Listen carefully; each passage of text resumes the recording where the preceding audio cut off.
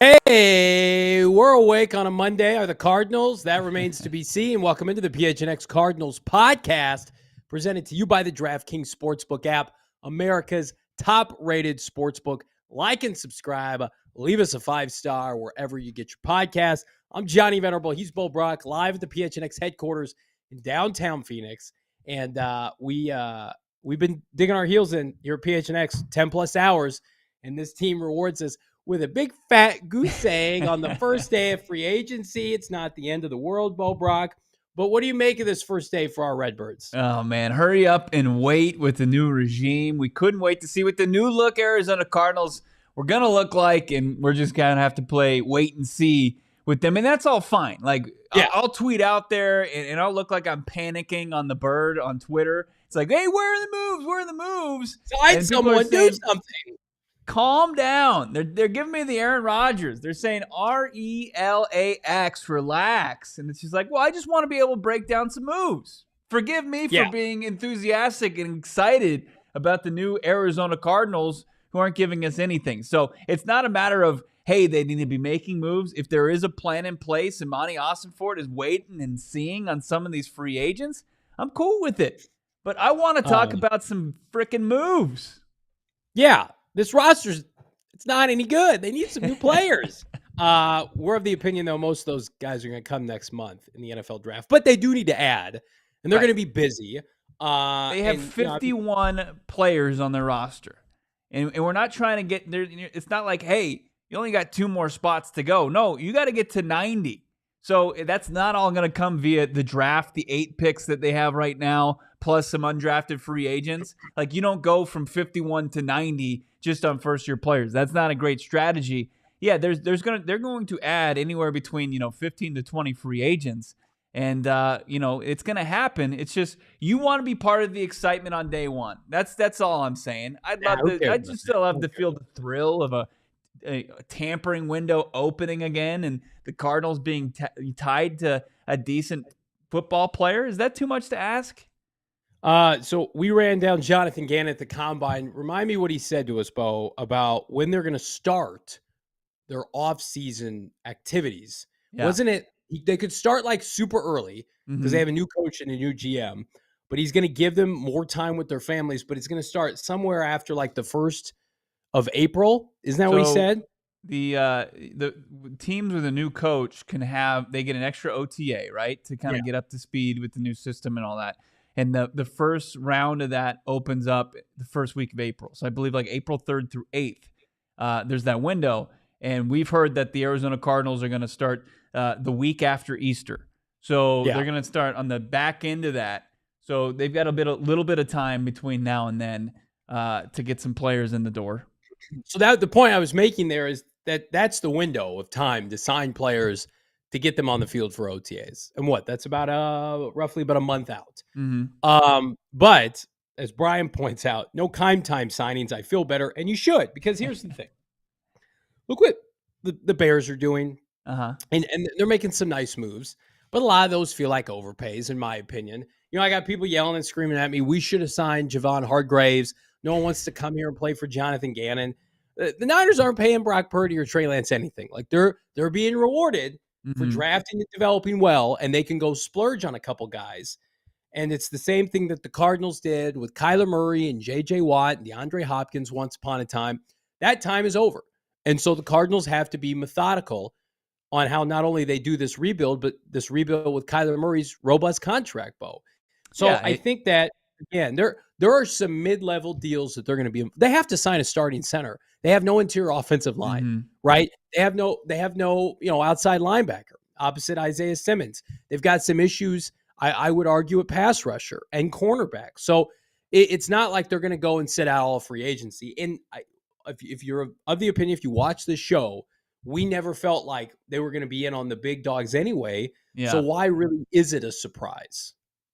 Why is it a surprise that they've been so mum on day one? Yeah, most of the guys it doesn't fit how they attacked rebuilding their front office. It doesn't fit how they attacked building Jonathan Gannon's first coaching staff. They seemed like they were very well equipped and had a great idea of what direction they wanted to go as far as front office and their coaching staff, you thought that they would have a similar approach to free agency, and not necessarily the guys that everybody is coveting, the Javon Hargrave that's going to command the big contract, but they'd have a guy who's, okay, this guy fits what we're going to do. He's got that adaptability that we like, the guy that can play with the he said the violent on the field, physicality, all that, the speed. That they had a good idea who that was, but we've got some intel as far as, Monti's the one working the phones right now. Monti's the guy that's working on this roster building. It doesn't really have anything to do with Jonathan Gannon. I'm sure, Gannon told us from the very jump that this was going to be a collaboration, but I think this is primarily Monti Ossenfort's department, and Jonathan Gannon, he's going to be told, hey, we got this guy. And then Jonathan Gannon's going to get up to speed on who those players are and then see how they fit on his roster and how they fit schematically. Yeah, we got pinged this morning. I got pinged from a source basically telling me that Gannon wasn't even aware of the Hargrave signing when it happened. He's not in a war room, I don't think. We've been told with Monti Ossenfort working the phones. It's kind of separating, the two entities, and that's what you want, right? Like we want them to be on the same page. I'm sure he gave Monti Ossenfort a grocery list of things he needed, things he'd like to see. And then Monty's going to go out and add those players, whatever they look like. Now, on the two names I had heard, Bo, Marcus Epps and White, the linebacker from Philadelphia.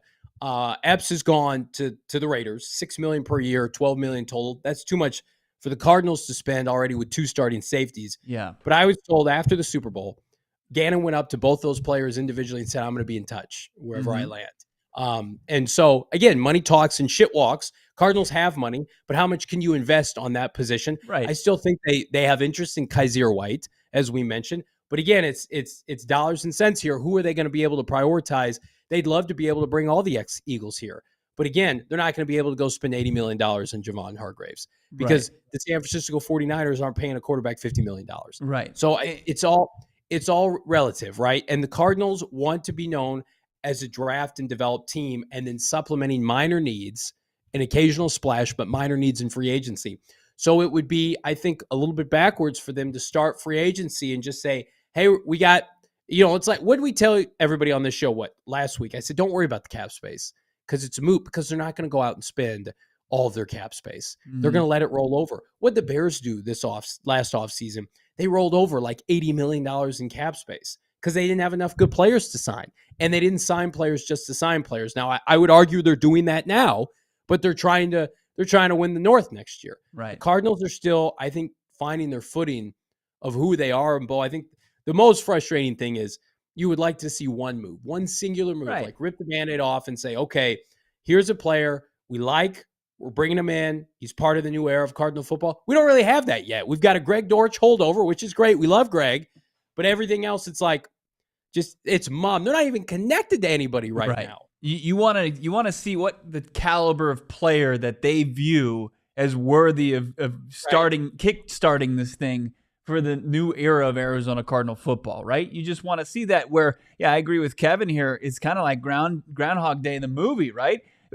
Things that change also remain the same. I mean, you get Steve Keim out of the building, but now you've got Monti Ossenfort kind of pulling a similar 2022 offseason as he is here in 2023. So it's just interesting, but it's inevitable at this point, right? Because you got to get from 51 players to 90 players. It's somehow, and it's going to include a bunch of free agent ads, and it's just not day one tampering window additions. It's likely going to be tomorrow, but like, where's the D-Hop trade, right? Where is all the things that we thought were going to happen?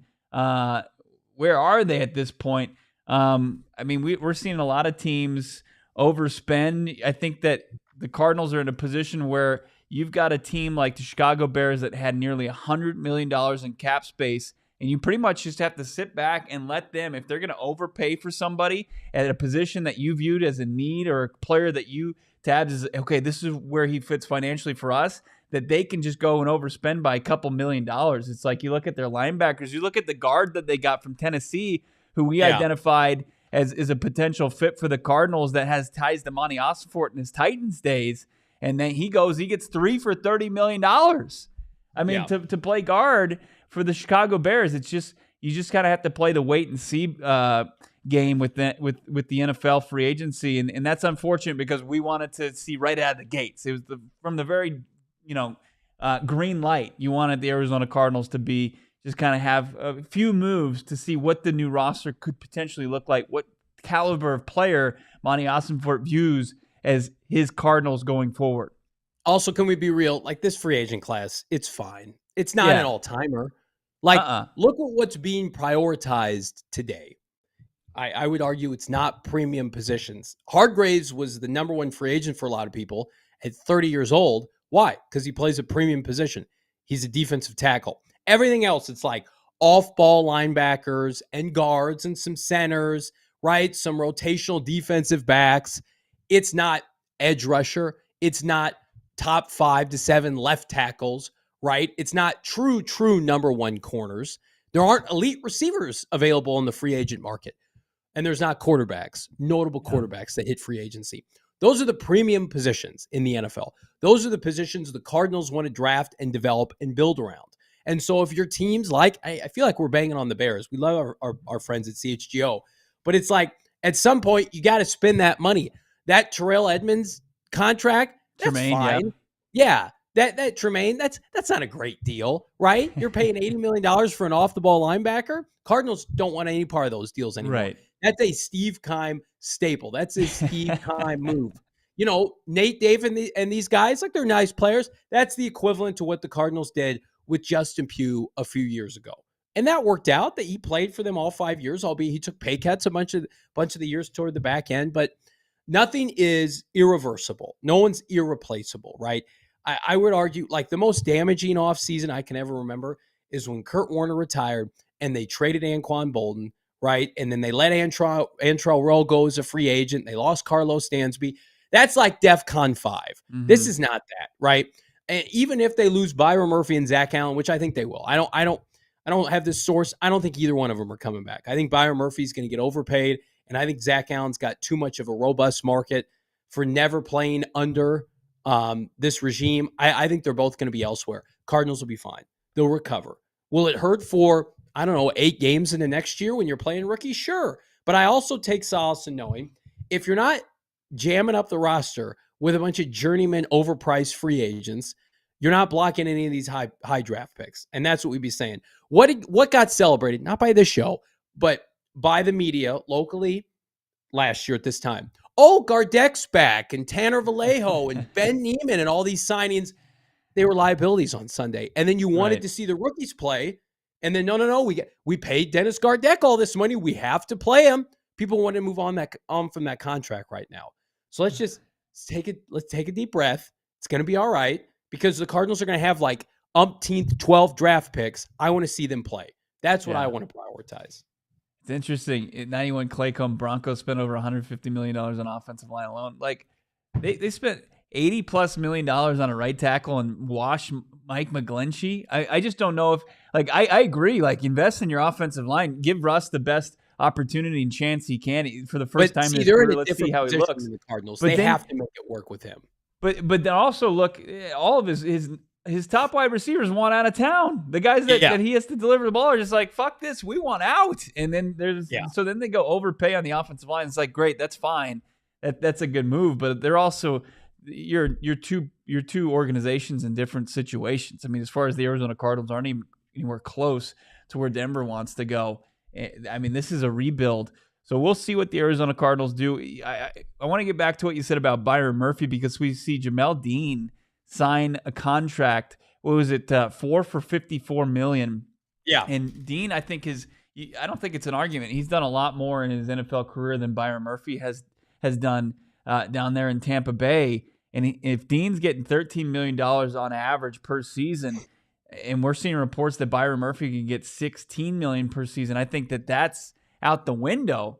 Goodbye. So now we're getting back to where I think Byron Murphy could be in play for the Cardinals to come back. I mean, if we're talking, anywhere from like $8 to $12 million, don't you say you need to get into those negotiations? Because you got to be. I mean, he's a young cornerback that when healthy, he's a solid player for you. I don't see why the Arizona Cardinals should be letting those guys walk. Well, I agree with you if you're in that ballpark, but we don't know is the bridge burnt? I mean, we talked about it last week. Byron's putting stuff on social media celebrating being a free agent, and I also feel like you could talk yourself into he's younger, he's an ascending player who hasn't reached his pinnacle yet. But I have limitations with him because predominantly as a slot corner. Does Jonathan Gannon value paying a slot corner $12 million? I don't know. I don't know the answer to that. I mean, you can make an argument. I think 12 is the ceiling. Well, but that's what Byron wants right now. But you can make an argument, and I'm not saying he's a better player today because he's not. Marco Wilson's a true outside corner. Right. Byron plays inside. I would argue Marco Wilson right now, based on his years in the NFL, he's started 2 full years.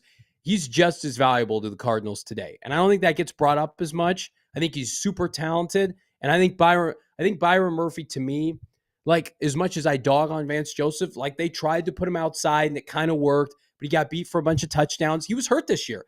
Marco Wilson played in almost every game and he plays outside. So I think you can find if Gannon and Ossenfort say, yeah, he's only a slot corner. We've seen enough tape. To me, it's like go find a slot corner in rounds 3 or 4 in the NFL draft. Don't pay Byron $12 million. But to your point, if it's 8 to 10 and everybody wants to hug their pillow and feel better about the situation today, sure, you can go ahead and pay him that. But then don't tell me that we have to draft Christian Gonzalez 8th or 10th overall in a trade down. If I'm paying Byron Murphy, 8 figures, right? And I've got Marco Wilson playing good football into year 3. I don't want to take Christian Gonzalez. But think about how many corners you have to compete in this league. Not for a team that has no defensive linemen.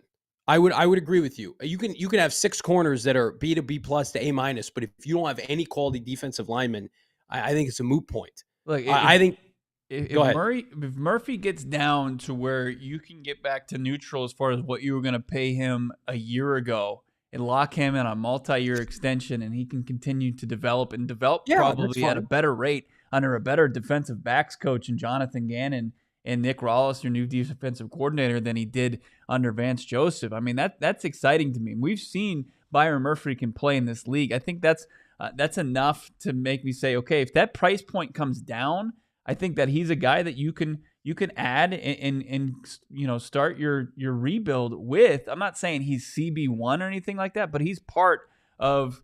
At least hey, you got 2 serviceable cornerbacks and Byron Murphy Jr. and Marco Wilson going forward, and you're not overpaying for it. It's more what he would, as far as what the market is, the cost of just having that caliber of player on your roster. That's fine.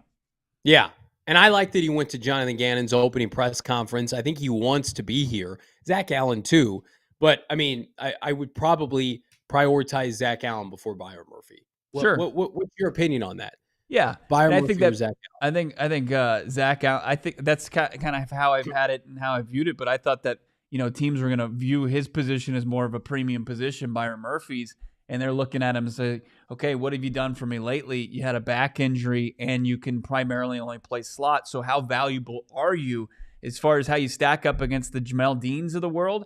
Not that valuable, and he got $13 million per season. So if he's around 8 to 10. That seems like it's more if you can just know that he can be a serviceable guy in your defensive secondary and you know what his ceiling is. We saw, I think, 2021, Byron Murphy is probably like where he's played his best football, where he had 4 picks, the game-changing pick against Jacksonville. He had the solid game against Devontae Adams. He gave a touchdown. He gave up, 2 catches for 12 yards? Yeah. I mean, that's pretty solid, especially when you get him in the hands of Jonathan Gannon, and maybe you could take him because he's still pretty young going into his second NFL contract. But yeah, I mean, Zach Allen, the only strike against him is his inability to stay on the field season in, season out. Like he's been injured since both he got guys drafted were hurt at Boston College. Both guys have been hurt. I mean, that's not great. And if this is Steve Keim, it's an easier argument because Steve said, well, I invested in you, and I have to look my owner in the face and say, I used the 33rd overall pick and the first pick of the 3rd round on both of these guys. I can't let both of them walk. Like if Steve Keim was still the GM for this team, I would expect one or both to be back just because you feel an obligation. Keim, that's how he operated. Yeah. He was like, oh, I hit on those picks, so I'm going to reward them and reward myself right. kind of walk a little taller, like, hey, they got their second deal. I hit on these guys in the draft, because he didn't do that often. I mean, No, that's he why was it was ridiculous notorious. when he let Hassan Reddick go. Yeah. You couldn't just open up the checkbook. Another free agent center is locked up. The Panthers are re-signing center Bradley Bozeman, according to Carolina beat writer David Newton. So not anybody of note, but serviceable, is the starting center for a Carolina team, ran the football well last year. I would argue, above all else, like that feels like the position to me that needs to be addressed sooner rather than later. Because as we saw last year, when the Cardinals shit the bed and had to plead to Rodney Hudson to come back out of retirement, right, get a starting center. Get somebody who can start 16 games next year. Draft somebody, please God, in the first couple of rounds. Develop that person behind whomever you sign. But that's such a pivotal position now in a division that not only boasts Aaron Donald, but you've got Hargraves now. We know Seattle's going to be aggressive, trying to get defensive line help in the draft, maybe as early as their first pick. I think that, to me, you have a responsibility, Kyler Murray, and whomever starts before Kyler Murray, to get help on the interior offensive line. I like the tackles a lot for Arizona. They could still play in that space in the draft. It is unacceptable for you to get, a couple weeks into free agency and not grab a free agent center of note. You just can't let it happen. Yeah. So where are we looking right now? Because Posic, he re-signs with Cleveland, probably the top center that was set to hit the market, and Cleveland made the great decision in signing him to a 3-year deal. You've got Ben Jones, who's, I think, 32 years old. He's a guy that's been injured a little bit, but great personality, solid when he's been healthy.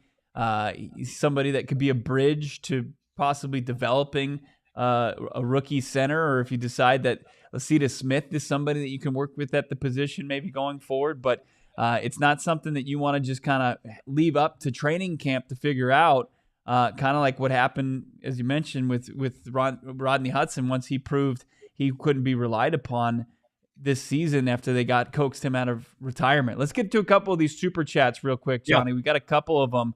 One, a great question right out of the gates. Our guy from Spain, Marmol, saying, what position will be the first free agent signing? I mean, I'll stake my reputation on this. I think I think they're going to sign Kaiser White. They could not, but because I put that out there, I'll say outside linebacker.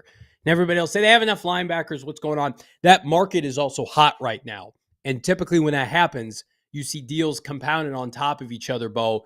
They get wrapped up relatively quick. There's been, like 10 linebacker contracts that happened today, whereas there have been no wide receiver deals that have happened today and just 1 or 2 center deals. So if I had to guess, I would say they're going to add a linebacker from maybe Gannon's Super Bowl defense to go alongside Zaven Collins and Isaiah Simmons. I'm just guessing, though.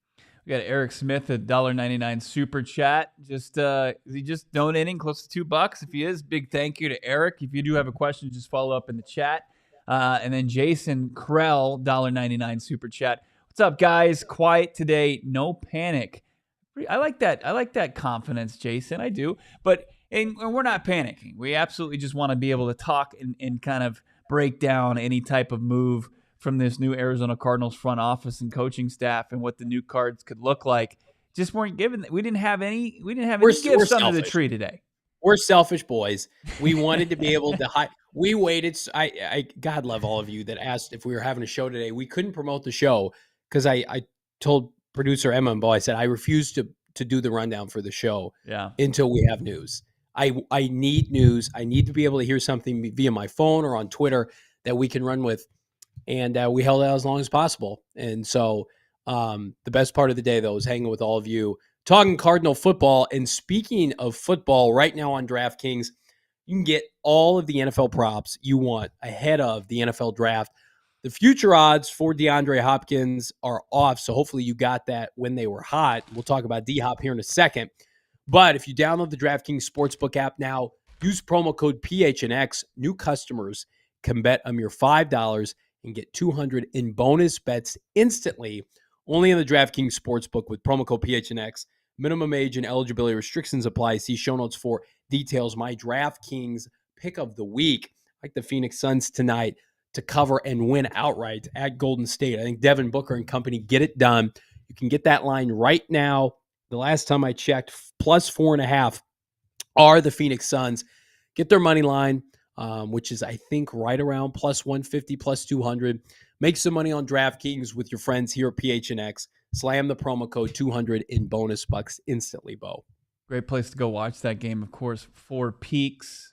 Great place to watch a game, get some great food, drink some great beer, get that great atmosphere. Four Peaks, of course.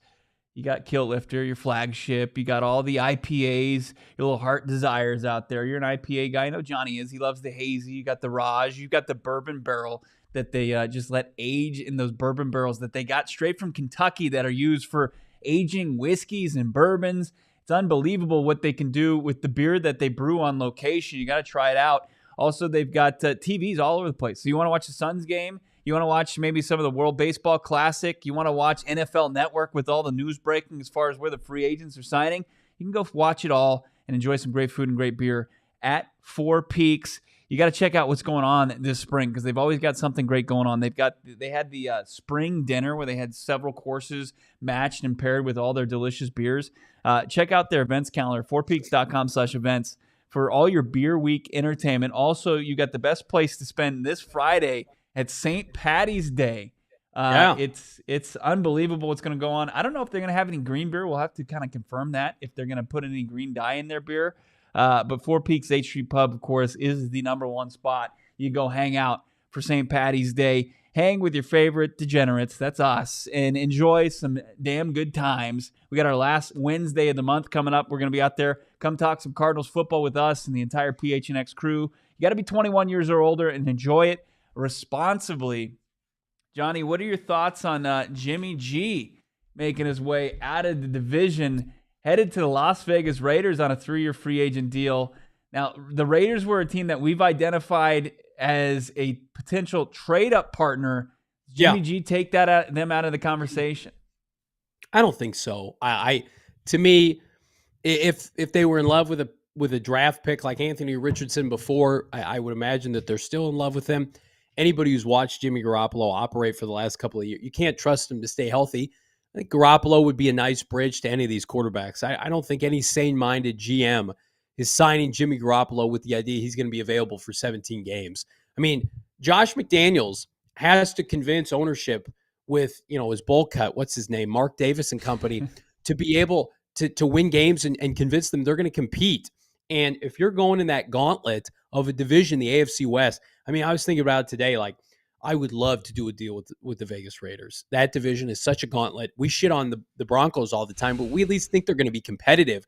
The Raiders could easily finish last. You get a future first from the Raiders, that might be a top 5 pick next year. They're a team I'm calling. Look at these dumpster teams in the top 10. Them, Indianapolis, right? Atlanta's signing players to win now, but who's their quarterback? They don't have a quarterback. So there are a lot of players for the Cardinals a lot of teams for the Cardinals to take advantage of in the top 10. And yes, I still both think the Raiders are in that group. I disagree. I think it takes them out of the trade. You're the only one saying that. Huh? You're on an island. Most people are like, no, they're still in the market. Yeah, everybody else is wrong. I mean, you just signed Jimmy G to that contract, and it really feels like they're in win now mode. So they're gonna take somebody 7th overall, where they could get an impact player, they could get an offensive lineman. You could get the top O lineman off the board probably at 7, and you're going to give up more assets to trade up and get a guy to hold a clipboard. And we know how hard it is to learn Josh McDaniels' offense. So he's finally got Jimmy G in place. Derek Carr couldn't even learn the offense. Why you think Anthony Richardson, the guy who threw for 16 touchdowns at Florida last year, he's going to just pick it up for year 1? I just don't think that that's realistic. But there is pressure for McDaniels to win right now. Why is he going to go get somebody to not even play in year 1? I don't know. I feel like you in that division, if you can show hope that you're building toward the future and you've got something promising, maybe they double down with it. But I don't know. I still think Indianapolis is your prime trade partner. I think it's great that they have made minimal moves. Hopefully their first big move is making a trade with the Arizona Cardinals. All right, so let's talk DeAndre Hopkins. And I think it's very promising that, number one, the market has not shifted in the slightest with these receivers because everybody wants big money. And outside of Odell Beckham, who, by the way, wants $18 to $20 million, I mean, it's a market with a lot of guys that are just guys, just a guy. They're jacks, right? Jacoby Myers and company. I expected to see a Hopkins deal soon, but we're at the point now where I think no news is good news, because as soon as some of these receiving deals get done, Bo, that's when teams are like, I'm out, I'm done. Yeah. But as long as those haven't happened yet, Dallas, of course, the belle of the ball, New England, hell, even Kansas City, although they're spending a lot of money elsewhere, so I don't know how viable that is. The Giants have a bunch of money to spend. You still don't discount the Chicago Bears. There are teams that have disposable income that have a huge need at receiver, and these receivers feels like are going to be waiting some time in terms of the guys that are available on the free agent market. Yeah, we haven't seen one wide receiver domino fall yet, right? We just haven't seen it. It's been a slow start for that market. So does that mean that we have to wait on DeAndre Hopkins, or is somebody going to say, all right, that they've identified him as the the difference maker, and they're not going to, they know what his deal is, and maybe they could get the Cardinals to pick up some of that. We'll see. It's just it is interesting to see how quiet it's been as far as how that market goes. I'm not sure. It's crazy to me to see that Odell Beckham, just off a couple highlights from his workout here in Arizona, that he could command that much, and he's going to get it from a title-chasing team potentially. Here's an interesting note. Not good if you're a Cardinal fan rooting for this. Adam Kaplan, a well-respected NFL reporter, saying the Eagles are sniffing around Zach Allen's market and potentially want to have him come in and replace Javon Hargrave. So again, they see him as somebody who can play multiple positions along their defensive line. That's via Inside the Birds with Adam Kaplan. So something to keep an eye on. Seems like he's connected to a lot of teams. He's connected to Denver, obviously. A lot of teams like his versatility. Or is one of those teams the Arizona Cardinals? Denver even afford him now? Who's that? Denver? Probably not. But are they going to find somebody to replace Jones, who they're inevitably going to lose? But that market outside of Hargraves has not materialized yet, Bo.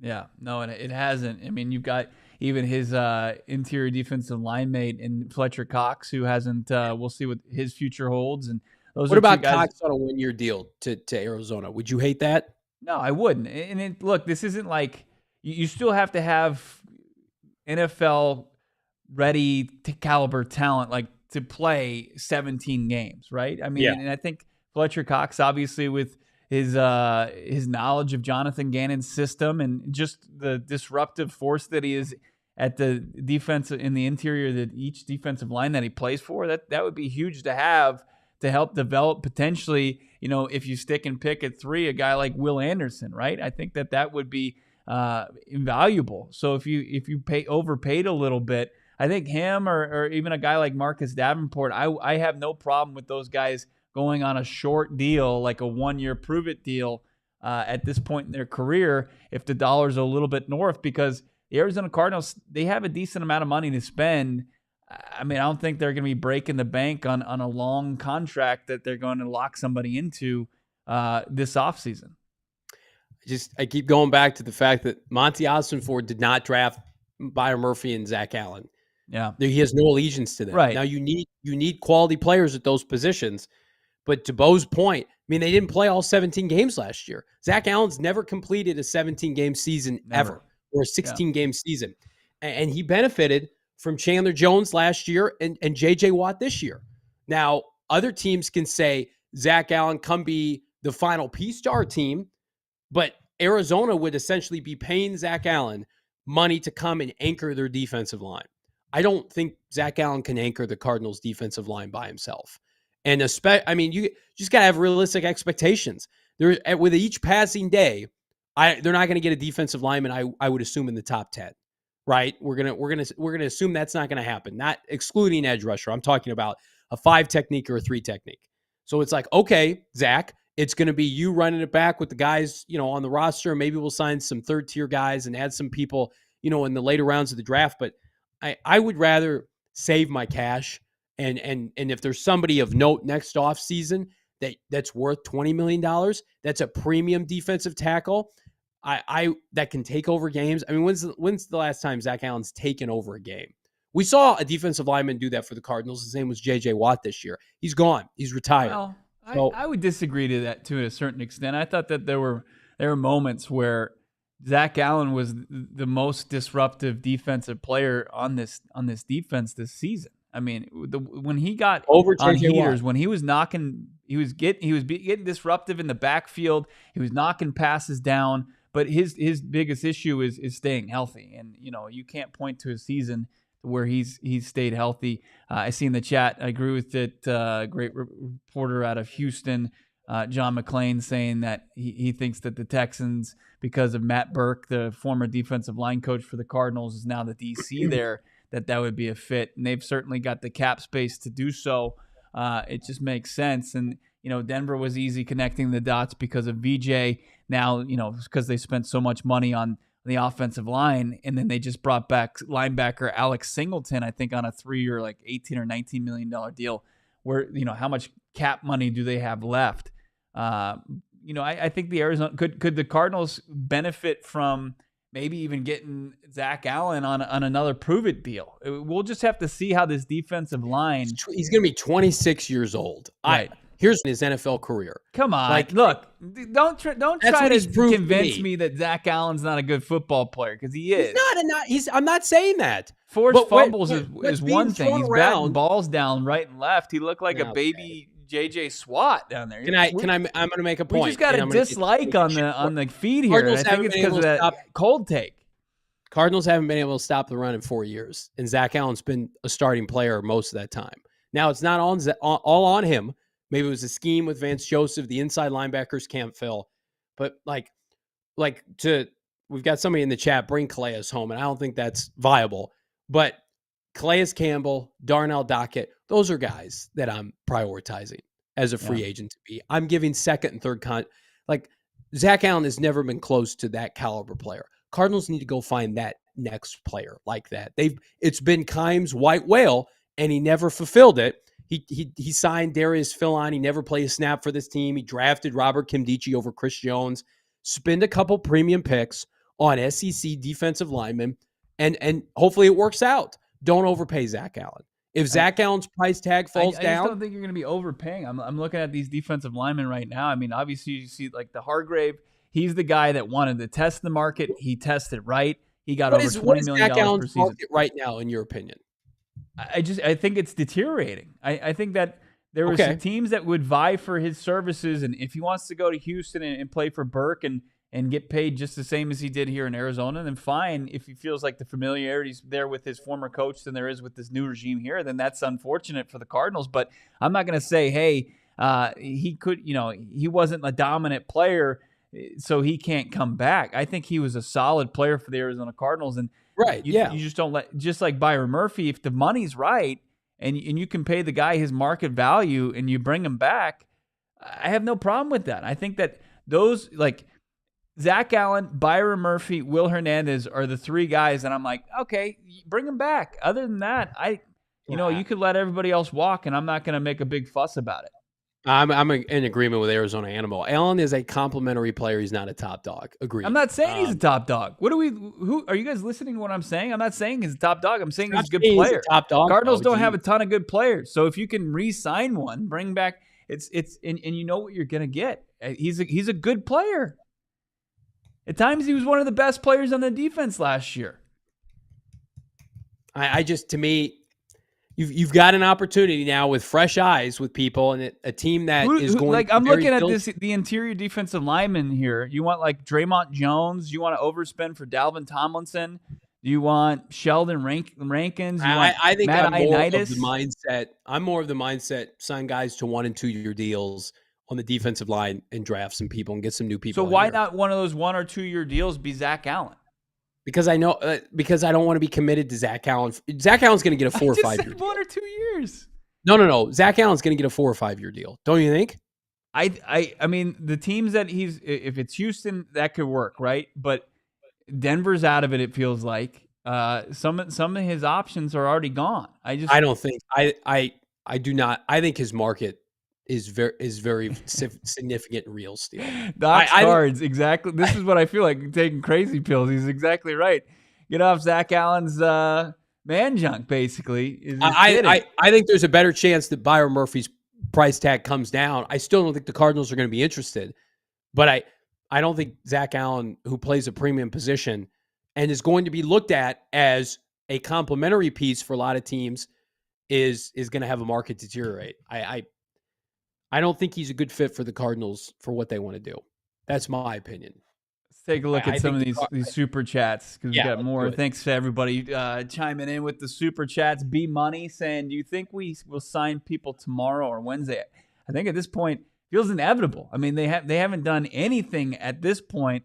I keep refreshing Twitter. I think the refresh key on my keyboard is pretty much worn out at this point. Yeah, I mean, I believe that they're going to do that, kind of start to set the tone as far as what the new roster is going to look like. Now, we could eat our words again. We could be sitting here again on another edition of PHNX Cardinals saying, where are the signings? But I think at this point, it's inevitable they at least get one on the board between now and tomorrow that we're breaking down.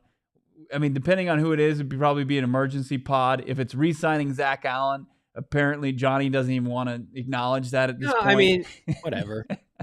Listen, he's a nice player, and they drafted him, so that's a coup. Okay, but I'm not paying him $16+ million. Nobody's saying that. Would you pay him? Would you pay him like $8 or $9 million? Oh, of course, but I don't. That's not what he's going to get paid. That's what Spot Track was. They were that's old news. Estimating. That's old news. He's in his prime. He plays a premium position. And there are teams with more money than the Cardinals. I still think he gets $15+ million a year. You can't pay Zach Allen that much money if you're the Cardinals. And another team can overspend. I agree. I think that's when you put yourself in this position, and the old front office did that, is that you didn't know enough about them, up until their contract year to where you could sign them in onto a reasonable, extension. Yeah, the Cardinals screwed themselves here. Absolutely. But let's not blame Monti Ossenfort for that, because that was I'm not doing that. I'm saying they have no allegiance to these players. Right. Let them all go. Start over. But I think there is some importance to some continuity, some consistent voices in that locker room. I liked what I saw from Zach Allen. His work ethic is there. Guy was putting in 10-hour days coming back from his ankle injury last offseason, getting ready for his contract season. I think he plays hard when he's available. He's good. Let's continue with the super chats here. My one point on Zach Allen: you would rather have him on your team than not. Sure. If they re-sign him, I will embrace it, but not for the money that I think he's going to be signed to. Eric Smith with the $5 super chat. Do you think we trade down to number 4, still get Anderson, and trade out of number 4 to stockpile picks? I mean, as far the Raiders, I think that they're not going to be in the mix. When you look at the top 10, if you trade down, it would be an interesting bluff for Indy to call if they want to get quarterback and a franchise quarterback and lock that in. That all they would have to do is move up one. As far as the relative cost to what the Bears obviously sold off the top pick for, and what the Cardinals could just do by moving one down, and then the Colts securing that pick. Could it be, 35th overall? It seems like that's pretty low cost. Why not? It seems like a no-brainer. So if you can work that deal, then do it and still get your guy. I think that's obviously the best of both worlds. And then you're starting to look at maybe Atlanta as a possible trade down candidate. And then you have to look outside of the top 10 at, Tennessee or some other organization that would have to pay a premium to get up that high. I keep coming back to the fact that it feels like with them, based on what we're told, they value picks more than Will Anderson this year. And picks, meaning plural, this year and next year. I wish that was not the case. I want them to take Will Anderson. I want them to do a little mini deal, and they still could, with Indianapolis and get a second and take Will Anderson. I think that'd be a great omen for the regime of Gannon and Ossenfort. They want a 1 next year. They want multiple 2s. And, I mean, shit, guys, they're not signing anybody right now of note. Like, if they come out and they sign a bunch of middling guys to 1-year contracts, that's only going to reinforce that point of we're going to build this thing with our picks, with our people, right? We're not a Will Anderson Jr. away. I think Will Anderson Jr. is in that same category of Nick Bosa and company. They do not. They do not. Jalen Carter is the number one player in this draft. But there was a report from Adam Schefter saying that he still expects Jalen Carter to be available when the Bears pick. So what does that tell you?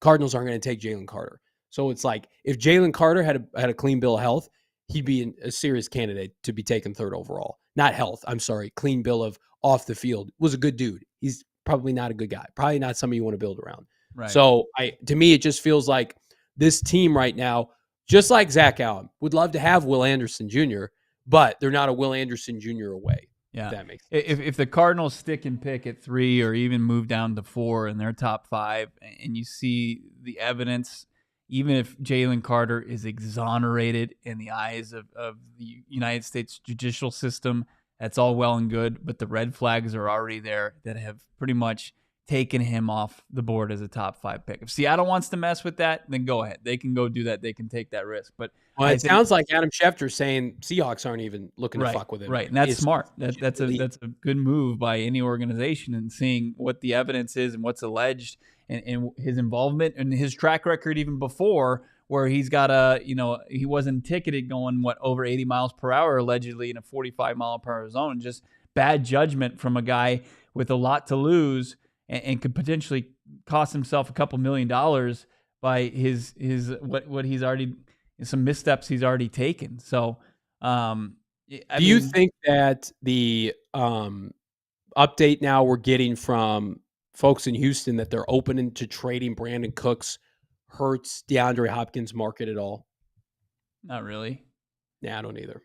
I mean, if you're a team that's trying to develop a quarterback like Justin Fields, and I'm just using him as an example, I don't think the Bears are a likely destination any longer, but and you got there's a difference between a Brandon Cooks and a DeAndre Hopkins. There just is. I mean, I know the numbers, you can point to the numbers, and Brandon Cooks has been consistent and reliable the last couple of years and been one of the more underrated receivers, but there's a difference between the caliber of receiver that DeAndre Hopkins is and Brandon Cooks is, in my opinion.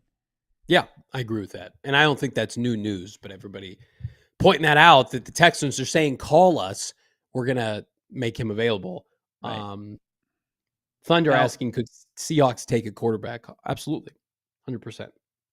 What do you think about this, the slow day and how it pertains to the failing grades on the first ever NFLPA team report card? I don't think it matters at all. No? I think that it's how much money you paying me. They got this franchise, got J.J. Watt to stiff arm a bunch of other organizations that were interested with the same shit facilities because they paid them the most money. Guys are going where they're getting paid. Right. And the Cardinals have almost $40 million.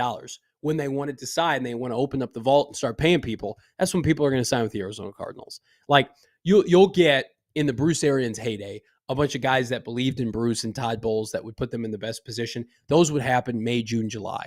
We're not in that period yet. We're in the period of what can I do to better my family's well-being long-term? I need to get money in my bank account. I need to be written fat checks. When Michael Bidwell, say what you want about him, like they haven't been frugal when signing free agents. They have signed big money contracts. Not all of them have worked out. But that's one of the things that, it was so disappointing about that report card, Bo, was like, at least with Michael, he's not, with all due respect, like his late father professionally, because Bill didn't want to pay anybody. Michael will pay big money deals to superstars. He'll pay Chandler Jones and Fitzgerald and J.J. Watt and Carson Palmer. And he paid Kyler Murray, right? He paid Patrick Peterson, paid these guys. So it's like when the Cardinals decide Cardinals could have paid Javon Hargraves and he would have came here. You don't think Javon Hargraves would have come and played for John Gannon if the Cardinals offered him more money? Of course he would. It's about money. It's always about money. Right. Well, and I think now that we just see it and it's on a report card and it's available for the public, but players talk. Players have known this for a while. It's unfortunate that it's made it this far, and we're in 2023, and these are still the issues. And like I get your point about Bidwell, right? Saying that or him being different than his father as far as actually spending on players, and there's also a league initiative as far as forcing owners to spend money. But I think there is a difference between Michael and Bill.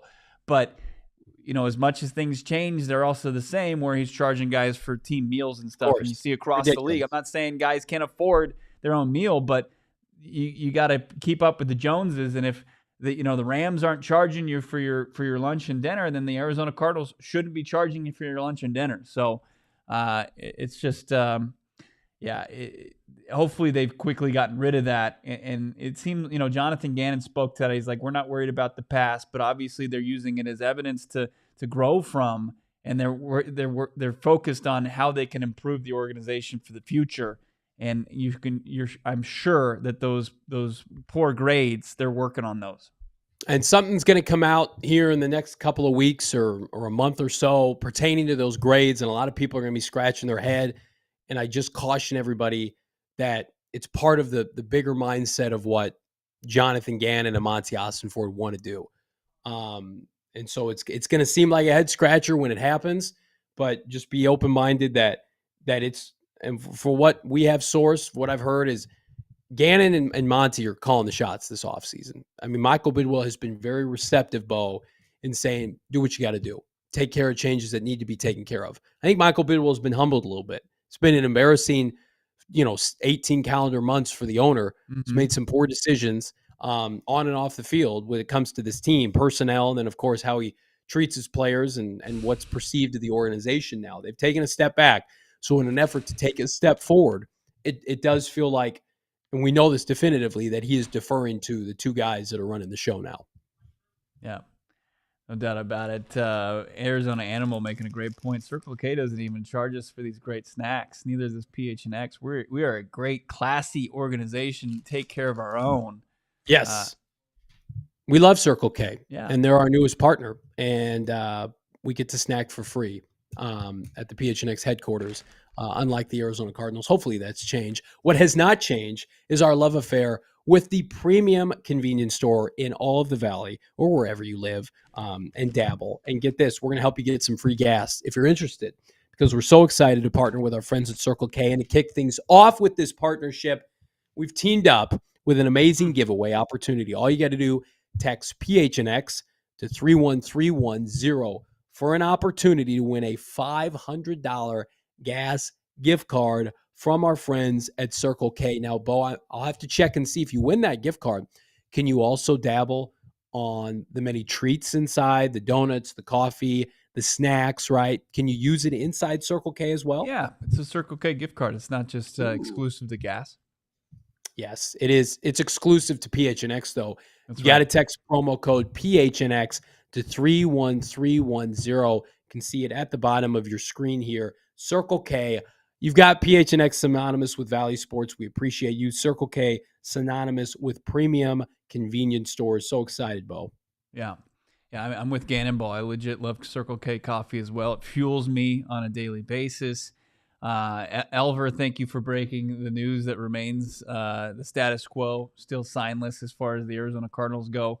But can't go wrong with Circle K. Can't go wrong with more furniture. Got my mom's coming to town. That's right, Mother Dearest coming to town later this week. I'm excited to tell you guys that we are dialed in as far as our guest room. Thanks to our friends over at More Furniture. We got our guest room all set up, and it's looking good. My mom's going to be like, wow, my son has really turned himself around. He's an adult now. He has a guest room that will pass as viable for any adult visiting you at your house. And I think you guys need to get on that level as well. Check out morefurniture.com. They've got great door busters. They've got great stuff on their website, morefurniture.com. You can save right now on some of the best furniture in the Valley. But if you got to get that great furniture, you got to check it out for yourself, morefurniture.com. And they got that white glove delivery. They're going to deliver it for you. They're going to set it up. They're going to put it exactly where you want. They're going to put the furniture together. No longer scratching your head, saying a couple F-bombs because you don't know how to put together a frug from IKEA. You got it with More Furniture. Their white glove delivery. They're going to get you in a great spot to be successful and relax like you deserve to relax in your humble abode. Thanks to our friends over at More Furniture. Save best on the big furniture and the best furniture in the Valley when you head to morefurniture.com. This is the best comment I've heard in the chat, with all due respect, in the last 2 weeks. Elver in the chat. Rumor says Cliff is open to the idea of being Kyler's backup quarterback. Wouldn't it just be hilarious if they're like, we've signed Cliff Kingsbury to start the season for Kyler Murray's reserve? That would be That'd be pretty great. He'd be taking a pay cut to be a backup quarterback. What's that? He'd be taking a pay cut. He would. Significant. Hey, that's a move. That's a market that hasn't moved at all. No, outside of Mike White, who got, I think, like $6 million, $5 million per season to back up Tua. No Jacoby Brissett, no Baker Mayfield, no Gardner Minshew. What's your boy in Washington that you love? Taylor Heineke? Yeah, no Heineke deal yet, right? Bo thinks he's electric. None of that has percolated yet. So that's a market. I mean, shit. Would it surprise you if that was the first? The Cardinals don't have a backup. They've got Colt McCoy. I don't want to see Colt McCoy starting games next year. I'm sorry to Colt. I think that time has come. But we'll see. They need to sign another quarterback. Maybe have you seen who Tampa's tied to? Aren't they tied to Baker Mayfield? Baker Mayfield and Jacoby Brissett. So, when we were at Indy, weren't we hearing that some team could view Jacoby Brissett as a starter, a season-long starter, and we were kind of scoffed at that? But, I mean, the Tampa Bay Buccaneers they've fallen on dire times. With the GOAT retiring, be in the shitty box. They're looking at Kyle Trask, or they're looking at Baker Mayfield or Jacoby Brissett. The correct place or the best spot for Jacoby Brissett would be Arizona, realistically. Otherwise, he's going to go and he's going to really not be in that great of a position under Todd Bowles. We've seen, that team struggled mightily on the offensive side of the football. You're going to go kind of take the reins from Tom Brady and like that. That's not an act I'd want to follow. I'd want to go be the quintessential backup, get an opportunity like he did last season for Deshaun Watson in Cleveland, do it in Arizona for Kyler Murray. And because Jonathan Gannon we've heard, wants Kyler Murray 100% physically and mentally before he comes back. So it could be a good chance for Brissett to get more starts under his belt. Ian, just check Twitter. Still nothing. I can confirm. Very, very much still nothing. We've been fortunate. We've done this show a handful of times, and we've gotten breaking news on this show. But we're having flashbacks to last year. The late Jeff Gladney was their lone multi-year contract that they handed out during free agency. Think about that. Never played for the Cardinals, obviously. Flew home from the OTAs and passed away tragically. He was the only guy they went out and signed to a multi-year deal last year. Now, you can think about one of two ways, that they're always slow, but I would argue it doesn't put them in a position where they're hampered by a lot of contracts. I mean, name one bad contract they have on the team. You could say the Hopkins deal isn't ideal. They're going to move off of that, right? I think a Dennis Gardeck maybe, but you can move off of that. I mean, it seems like they would move off him before the new league year, like the 19th, right? That's when Gardeck's contract, they have an out to where they just don't have to even pick up his contract. It guarantees at least for $500K on March 19th. They got to make the decision. Our guy Howard Balzer outlining, about Rodney Hudson. Do they just gift him another $1 million to be on the roster post June 1st? But then you're absorbing dead money for the next 2 seasons. It seems like you just kind of cut him now, take some of the dead money for this season and move on from Rodney Hudson. But I mean, your worst contract right now, man. I mean, some people would say it's Kyler Murray. I would disagree adamantly about that. If you're seeing Jimmy Garoppolo get $45 million guaranteed, right? I don't. You could say maybe Zach Ertz if he's not healthy. James Conner. They restructured DJ Humphries where it really isn't that you've got an out. It's a 1-year contract. Yeah, it's a 1-year deal. If he's not healthy this year, you cut him. Right. So it doesn't seem like they do have that many bad contracts to get out from underneath. Silver linings on PHNX Cardinals. Didn't sign anybody, thus there are no bad contracts here with the Arizona Cardinals. What are we going to do with this team, man? Is something going to happen between now and tomorrow? 100%. We talked about this earlier off air. We're going to have probably an emergency podcast later when they add somebody. You think it's big news? Yeah. Like a D-Hop trade? Feels like D-Hop trade later in the week, maybe. But I think even talk about P3. He got hired. Patrick Peterson. He signed with the Pittsburgh Steelers on a 2-year deal. Don't hate it. It's fine for them. He was good last year. He's gonna go He's gonna hook his wagon to Kenny Pickett. Yeah, I don't think the Steelers are going to be any good. But, I mean, Patrick, to me, I mean, I'm in the minority right now with Cardinal fans. I want to see him succeed because I want him to go to the Hall of Fame. Yeah. I want to have a Cardinal be in the Hall of Fame that they drafted and developed. Here's an interesting name. It feels like ages ago because it was like early after the tampering window opened, but there was multiple reports, Tom Pelissero, Ian Rappaport, about Shaq Mason, the guard from the Tampa Bay Buccaneers, drafted I don't hate it. During Monti Ossenfort's tenure in New England. He's kind of in a Rodney Hudson situation to where if they can't find a trade partner, they're just going to outright release Shaq Mason, who's making $8 million, plays the guard positions, took a step back, a pretty decent step back from what you usually see from him as far as performance-wise, pass blocking, run blocking. But you think Mason would be a good vet? I mean, because you don't want to obviously go Keim route where you're just bringing in vet after vet after vet. You want this roster to be churned and there to be a youth infusion, but there still is places, especially when you are with the idea that Kyler is going to come back at some point, that you have serviceable players, especially on the offensive line. And Shaq Mason, if they go and spend a little bit of money on a guard, I don't hate it. That's the one position group I've been adamant since day one. You've been adamant. You can't go cheap on the offensive line. Yeah. You've got too much of a responsibility when Kyler does come back next year. Shit, you want to try to convince Jacoby Brissett or Gardner Minshew to come sign here. You can't say, well, we got a bunch of undrafted free agents and late round picks from last year that we're going to figure it out on the interior. Like if Marquise Hayes beats somebody out or Lasita Smith beats somebody out, that's one thing. But to gift those guys jobs and not bring in competition, that's negligent. And I don't think they're going to do that. I think, again, they've prioritized Monty and company in his past, Gannon especially. They believe in line of scrimmage play. So I do think that they need to go out, like we talked about earlier, sign a center of note that's a starter, sign a starting caliber guard. You want to draft a guard and plug and play a guard after the second round or John Michael Schmitz or whatever, that's fine. But we've talked about it ad nauseum, Bo. You can't assume John Michael Schmitz is going to be available at 34 and that he fits what you want to do. Like, there are no guarantees. This team's going to try to trade down more times than you can count. You can't assume guys are going to be there for you. You take them if they're there, of course, but I mean, the Cardinals screwed up last year. They should have traded up for the kid from Philadelphia, and I love Trey McBride, but what's his name? The kid that went to Philly that's now sitting behind Jason Kelce for years. Yeah, they wanted Cam Jurgens last year.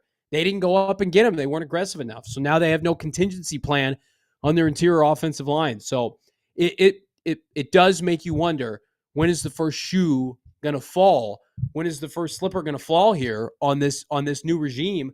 Because it really sets this whole thing in motion. And I do think you can spend your money a lot worse ways than doing it on the offensive line. And I critique the Justin Pugh contract and the Ayupati contract, but you can't go into the season a liability up front. You just can't. You gotta put some guys out there that can protect. Yeah, and I think that's where everybody thought that this team was going to make moves, especially if they were going to be active at this point in with the tampering window open, that it was going to be in the trenches, right? You were going to see some guys, some serviceable offensive and defensive linemen. They just haven't made any moves, but I would expect that when they start to happen, you're going to see a bunch of those guys come on here because they probably look at this roster and they see who's available and they realize that that's not good enough. Where Steve Keim would have said, "Let's roll. This is what we're going to do. We like what we got."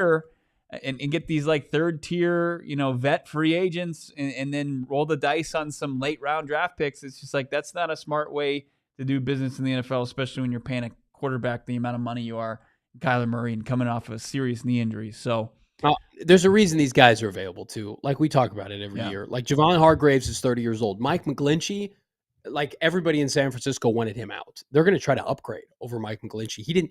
I don't even know did he get his 5th-year option picked up? He didn't get signed to a second contract. He was a first-round pick.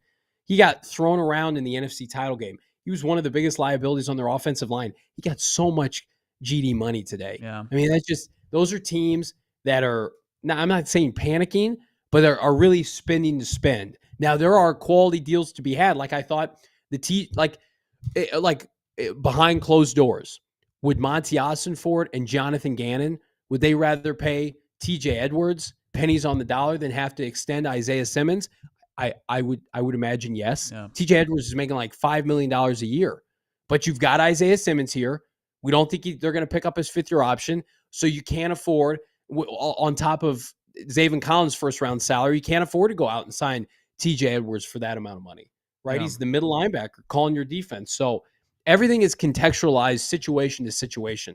All these players can fit a role, but the price tag for some of these guys is egregious. That's why I don't think Byron Murphy or Zach Allen are coming back, because I think teams are just going to say, we have this money. I guess we'll spend it. Right. I guess we'll bring in Byron Murphy. He was the 33rd pick in the draft, but he didn't play last year. He hasn't been consistent enough. Yeah. I mean, don't make a deal, just make a deal. Right. And that's why, they are in a position to, at least they don't have any bad contracts where a potential team could get stuck underneath a bad deal. We love talking to everybody, obviously, in the chat. We're going to get to some super chats here in just a second and finish those off. But I will say this, it's not our ad copy today, but we've got a great thing going on through runyourpool.com. We're actually doing our own March Madness tournament at PHNX. You can compete against myself. You can compete against Johnny, and it's completely free. We got the PHNX Bracket Challenge ran through Run Your Pool. Go to runyourpool.com/PHNX. First place gets a $300 and $75 gift card to the PHNX locker. Second place gets $150, and third place gets $50. It's free to join and participate in one of the most chaotic brackets probably that's going to go down in recent history, and you can get in on it for free. As I said, runyourpool.com/PHNX. Is it play.runyourpool.com/PHNX? I think so. Yeah, so it's play.runyourpool.com/PHNX. Let's get also to these check super out chats. PHNX.com, become a diehard. Check out our guy Howard Balzer's premium content. Subscribe and become a member. 20% off all future PHNX outings. We've got some good ones coming up. We've got a golf outing coming up at the driving range we love so much at the end of the month. We've got our draft party, which we feel like are going to have confirmation on where that's going to be and how you're going to be able to get tickets and come hang out and party with us during the NFL draft. It's going to be in the Valley, and we're going to have a great time, and we want to do it with all of you. But you got to become a diehard, get some exclusive Discord action going on. Check out the merchandise locker, pick up a hat or T-shirts for free when you become a diehard. And, of course, use that promo code Howard, HOWARD. Let's do these super chats, Bo. Yeah, let's do it. So Marmol, our friend from Spain, saying, bad or good news for the Hopkins trade that there's no wide receiver movement. Come to Spain, guys. Beers on me. Absolutely. Let's do it. We'd love that. I think it's great news. I think, again, the Cardinals, we've talked about it ad nauseum. They've hedged their bet on basically saying this receiver class, not great. This free agent receiver class, I would say, is below average. I don't think you can argue with that. So it's like, let the offers pour in. This is the first official day where you can, have a trade be, agreed to in parameters, even though, people are making trades before today. I think it's great until the deals start coming in, Bo, like we talked about earlier. I think it's good for news for the Cardinals. Yeah. A little note here. Tom Pelissaro reporting Patrick Peterson's deal is 2 years, $14 million with just under $6 million guaranteed. One of my favorite usual chat listeners, viewers, Lil Dreezy jumping in the chat, super chat $4.99. Thank you for that. Do you guys see Hollywood trying to recruit Slay? I just don't think Monty will do it.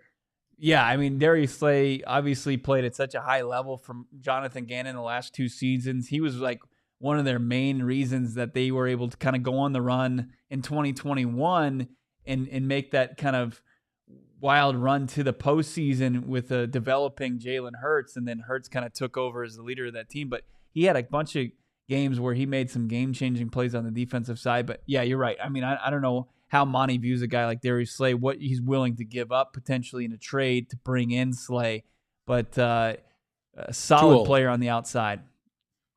Yeah, too old. Again, that's Gannon's baby is the secondary, and the Cardinals, we got to remember this, are already paying a premium to 2 safeties and to, if they bring back Byron Murphy, I don't think there's an appetite to pay a bunch of corners big time money.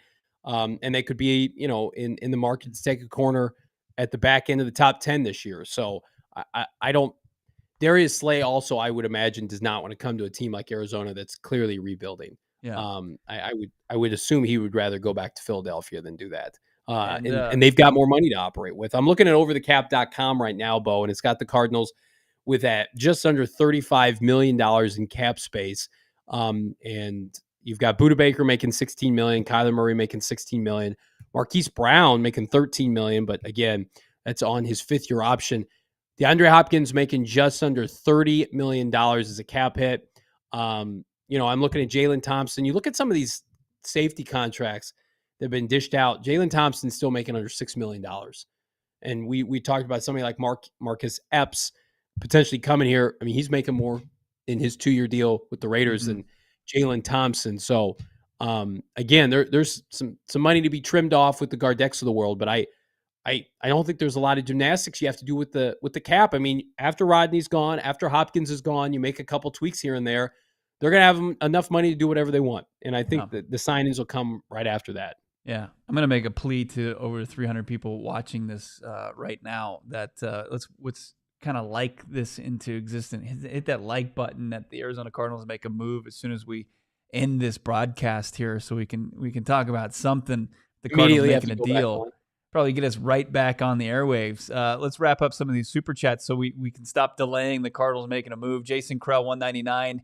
We trade with Indy, Atlanta, somebody. Thoughts as far as 3rd overall pick? I would assume that's what he's talking about, potentially trading down. If it's Indy, you trade down 1 spot. If it's Atlanta, you move down a couple spots. Stick within the top 10. Yeah, I mean that's the dream, right? To not only acquire some draft capital, but also be able to get a premium player within the top 10 of the 2023 NFL draft. And if it's Indy, yeah, you still are right within striking distance to get the top prospect right now in Will Anderson Jr.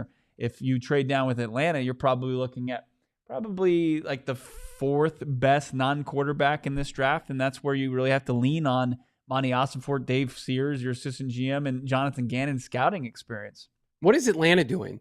Atlanta, are they going with Desmond Ridder? They're not signing one of these veterans.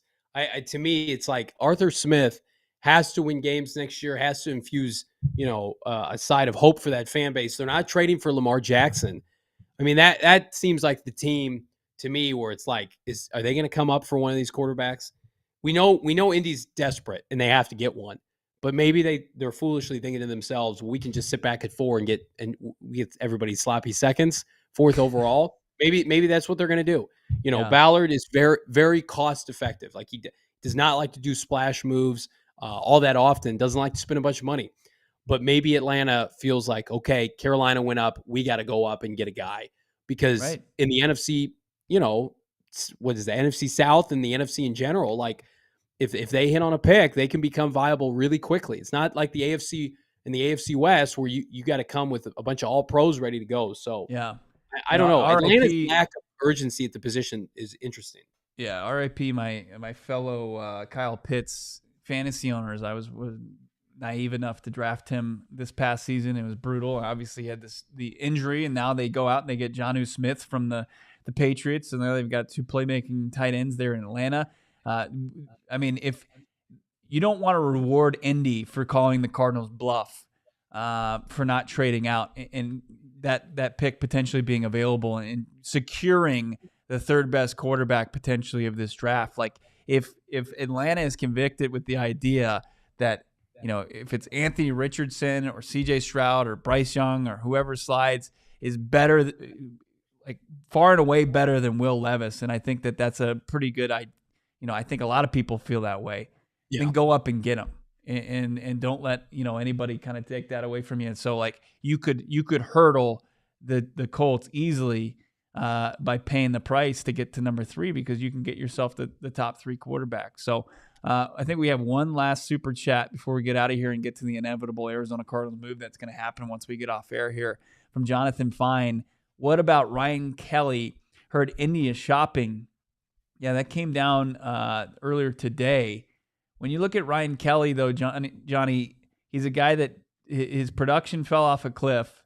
He's making about $12 million per season. You look at Bozeman, who just signed with Carolina an extension. He's making around $6 million in that extension per season. So you would pay. You don't want to pay double what a guy like Bozeman, who just fetched on the free agent market, for a guy like Kelly.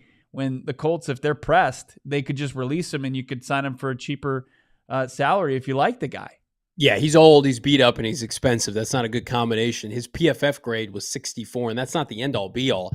But he's not the dominant player he once was, certainly at Alabama, and I think he's kind of underwhelmed at the NFL level a little bit. So, to me, Indy's putting that out there because they want offers. Hello, if Indianapolis is putting that out there and they're going to start a rookie quarterback, that tells me that they think he's a liability. You got a rookie quarterback, you're not paying anybody else any money, and you still want to get rid of Ryan Kelly. And you've got the GM that's there that drafted him, and what's his name? To me, it's just that's fool's gold. I think Monti and company will see through that. Again, I wouldn't put it past them. If he's available, do you sign him to a 1 or 2 years contract? That's fine. But to take on a price tag of $12 million for a guy who's, I would argue, barely above average right now at $30 million, it's not. I would argue. Ben Jones, to me, is more appealing. Yeah. I know he's had his concussions. People pointed that out. You can probably get Ben Jones on a 1-year contract. Mm-hmm. You could get Ben Jones to come in and be your placeholder in OTAs and into the summer workouts and into camp, and then draft somebody to be the heir apparent maybe midseason or next season. You're taking on $12 million to trade for Ryan Kelly. You're saying, well, this is going to be our guy for a little bit. I don't think the Cardinals want to – we just talked about getting rid of bad contracts. The Cardinals don't have any. That immediately becomes one of the worst contracts on the team. So if you was still an ass kicker, 80 PFF grade, mauling people, number one, they wouldn't try to get rid of him before they draft a rookie quarterback. But number two, he wouldn't be available. To me, the Cardinals are not in that market anymore. They're not in the market of taking on Robbie Anderson's contract for $12 million and bailing other teams out. They're just not. Yeah. We're in the market of the Arizona Cardinals making any type of move, and we understand now that the only way that this is going to happen is if Johnny and myself take ourselves off air and then let the Arizona Cardinals make a move immediately afterwards, and us having to do an emergency podcast. I can't believe we've made it to the end of a show. We went through a whole day, a show, an entire broadcast without any deals for the Cardinals being reported during this campaign. I can believe that. I believe anything is possible with this franchise. But I'm going to keep hope alive that Ossenfort and Gannon, they've got a plan, which we know they have a plan. They can execute on the plan. Hopefully Monti Ossenfort's a better negotiator than it looks right now, but we're hopeful. I'm hopeful that all of you right now are going to pick up your phones or your smart devices, subscribe to the PHNX Cardinals podcast, wherever you get your podcasts. As I mentioned last week, we do some audio-only pods that are exclusive with exclusive content you can't get anywhere else. Only here at the premium Arizona Cardinal podcast, the PHNX Cardinal podcast. For Bo Brack, I'm Johnny Venerable. We're back mañana, if not sooner. Stay tuned, everybody.